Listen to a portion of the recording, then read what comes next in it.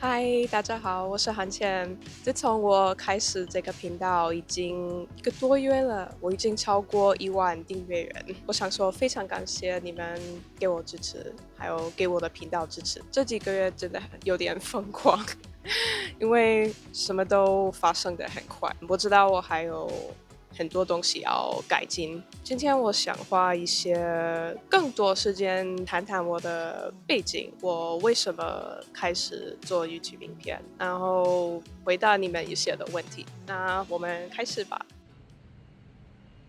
My hometown is in Baltimore, Maryland. Most Taiwanese people and most Americans don't know anything about Baltimore other than like stereotypes of what they see on TV or in the media.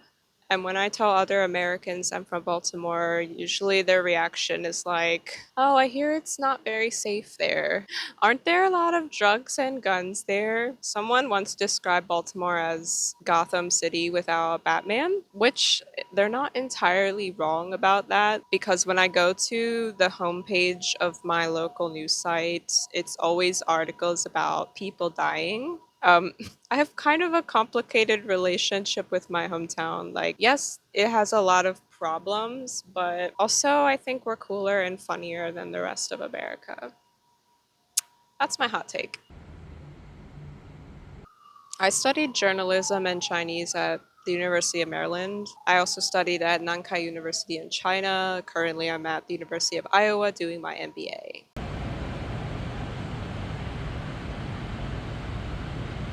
Yes, it is entirely online. So when I was looking for graduate schools, I considered NCCU or NTU, but they didn't offer any online classes, which was a requirement for me because I wanted to not have to go to the school. Also, some of my friends did their masters in Taiwan and they just said it was either a waste of time or they learned nothing. So I don't know. So I chose to just do it at an American university because it works out with my schedule. I have to work in the evening and afternoons, and the mornings I don't work. So because of the time difference, I have class in the morning when it's evening in America. So yeah, I'm quite happy with how it's going and I've learned a lot so far.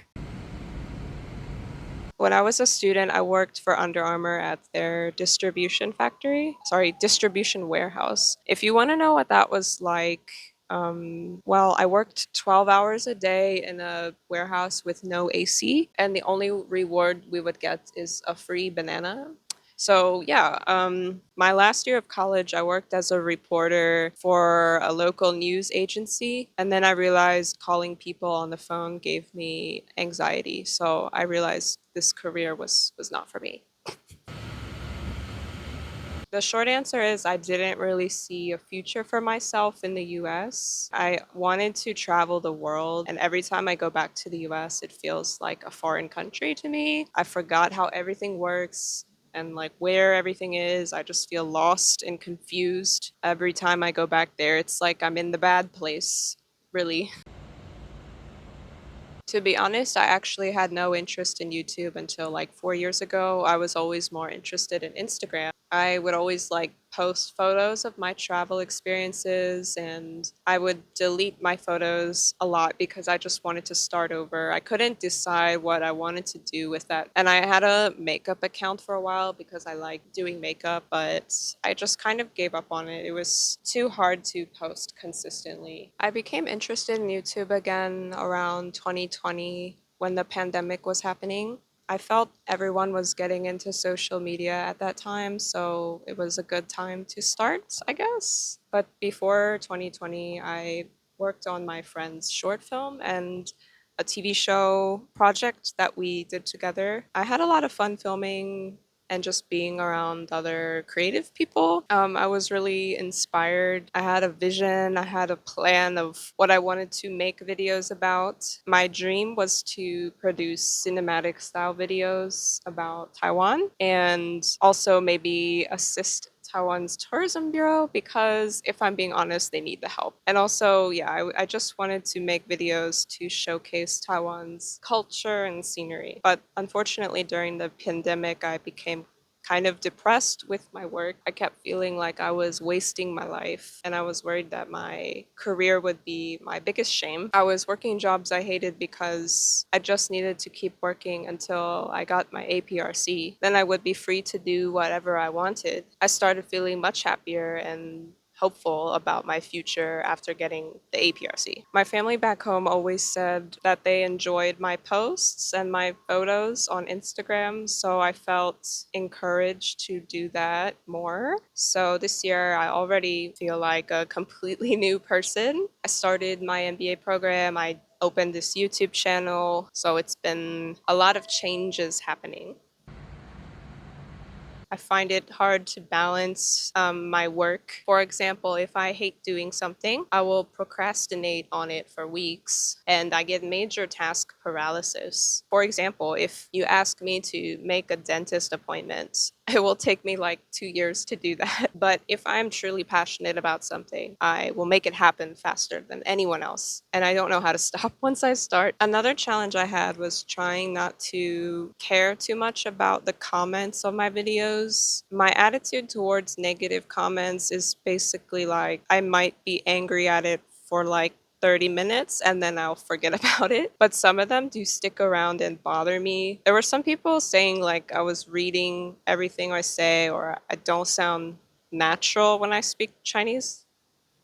This is just like this is just how my voice sounds. Like I don't know how to sound natural in any language. Also, like I write down everything I'm going to say because in my like storytelling videos or my reporting videos, there's a lot of information to remember. So it's just easier for me to write it all down and plan first instead of just like thinking on the spot, you know? But like for this casual video, I mean, I did take some notes of what I wanted to say, but I'm not reading off of like a paper. There's nothing in my hand, you know? I've only just started this channel, so I know I'm not perfect and that's fine. If I have to make an important phone call, I always have to write a script of what I'm gonna say on the phone, even in English or Chinese. If I'm like in class too, for example, if I want to like raise my hand and speak up, I need to write down what I'm gonna say in advance. I get very nervous and I'm also worried like people will misunderstand me. So I hope people can understand like I sound unnatural no matter what language I speak, but hopefully I can work on that.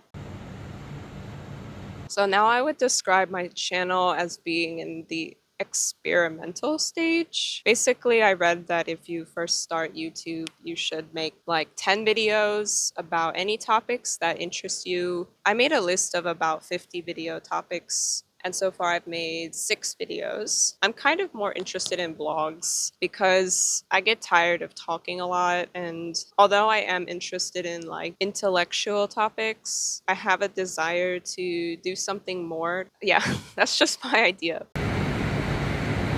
I actually don't watch a lot of YouTube videos despite me doing YouTube.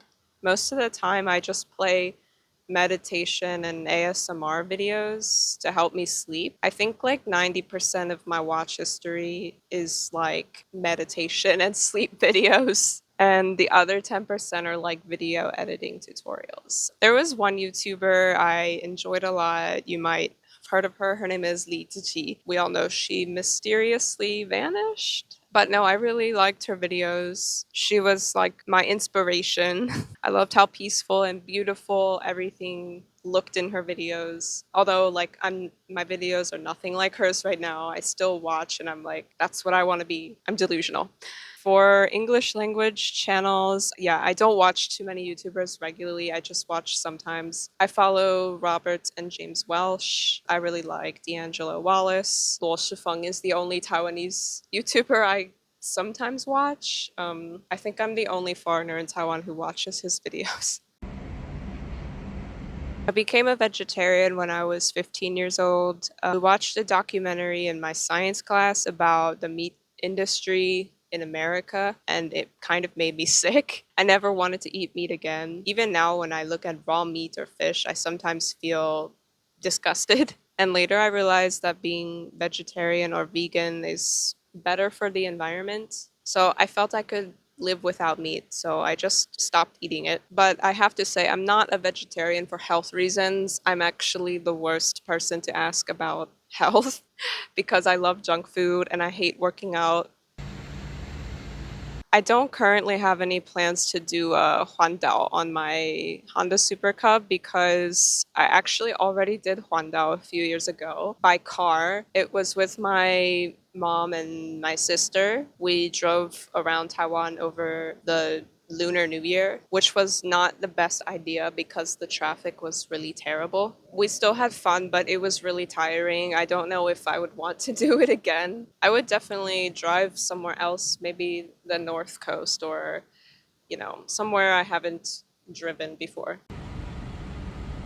I have never been to Jinmen or Mazu. I'm hoping to go to at least one of them this year. I love places with rich history, and I really want to see the blue tiers at Mazu. That would be great. Everywhere else in Taiwan I've been to, I've driven through Zhanghua and Yunlin, but I didn't spend much time there. A lot of people say Yunlin and Zhanghua are boring, but another video idea I had was to visit all the most boring places in Taiwan and challenge myself to find something interesting there. Well, thank you all so much for sticking around to the end. I hope you have gotten to know me a little bit more. And yeah, please give this video a thumbs up if you liked it and do consider subscribing. I'll see you next time.